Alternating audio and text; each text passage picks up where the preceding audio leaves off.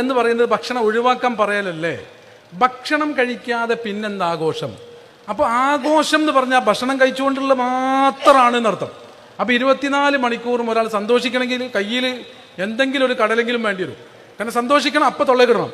കാരണം അങ്ങനെയുള്ള എന്തൊരു മസലായി പോയി. സന്തോഷം ഭക്ഷണം ഇല്ലെങ്കിൽ ഇല്ല. അപ്പം സന്തോഷം ഒരു കുട്ടീനെ കാണുമ്പോൾ നമുക്ക് ഒരു മിനിറ്റ് സന്തോഷിക്കട്ടെ, അങ്ങനെയാണോ? അല്ല, അങ്ങനെയല്ലല്ലോ. സന്തോഷിക്കണമെങ്കിൽ എന്താ ഈ പറഞ്ഞു? വിശന്നാൽ ഭക്ഷണം കഴിക്കണം, സന്തോഷം ഉണ്ടാവണമെങ്കിൽ ഉറപ്പല്ലേ? അല്ല, സന്തോഷം വിശപ്പുള്ള ഞാൻ ചോദിക്കണതല്ല. സന്തോഷം ഇതിനെതിരാന്ന് പറഞ്ഞതിനെ കുറിച്ച് ഞാൻ പറഞ്ഞത്. നോമ്പ് സന്തോഷ പ്രകടനത്തിന്റെ എതിരല്ലേ എന്ന് പറഞ്ഞാൽ? കാരണം നോമ്പാണെങ്കിൽ പിന്നെ എങ്ങനെ സന്തോഷിക്കും? ഭക്ഷണം വിശന്ന് കൊണ്ട് സന്തോഷ പ്രകടനം ഉണ്ടാവില്ലല്ലോ. ഇല്ല. അതുകൊണ്ടാണ് നോമ്പ് കൊണ്ടുള്ള കൽപ്പന ആഘോഷത്തെ കൊണ്ടുള്ള പെരുന്നാളിനൊക്കെ. പെരുന്നാളിന് നമ്മള് ആഘോഷമാണ്, ഫുഡ് ഇടാൻ. നോമ്പ് അത് ഫുഡല്ലേ, കാര്യമായിട്ട് ഫുഡല്ലേ. അപ്പൊ ഔത്തപ്പള്ളിയിലൊക്കെ ഫുഡാ? ഔത്തേ പള്ളികള് ഫുഡാ. പെരുന്നാളിന്റെ വളരെ പ്രധാനപ്പെട്ട ഒരു സംഭവം എന്ന് പറയുന്നത് ഭക്ഷണമാണ്. പെരുന്നാൾ അപ്പോൾ മിമ്പർമലൊക്കെ അല്ല, അത് പ്രധാനമാവൂലേ? ചിലവർക്ക് അത് പ്രധാനമാവില്ല. നമ്മളെന്ത് ചെയ്യണം?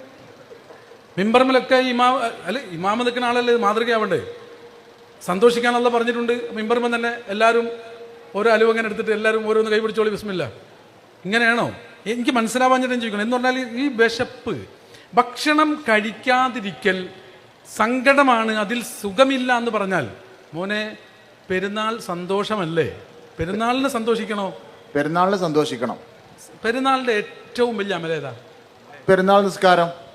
അല്ലെന്താ സംശയം? പെരുന്നാൾ നിസ്കാരം തന്നെ ഏറ്റവും വലിയ അമല്. അത് സന്തോഷിക്കാൻ വേണ്ടിയാണോ? തീർച്ചയായിട്ടും. അപ്പൊ അതിൽ ഫുഡ് അടിച്ചാല് അതിപ്പോ നിസ്കാരത്തിൽ ആരെയും ഫുഡ് അടിക്കുക? അതാണ്.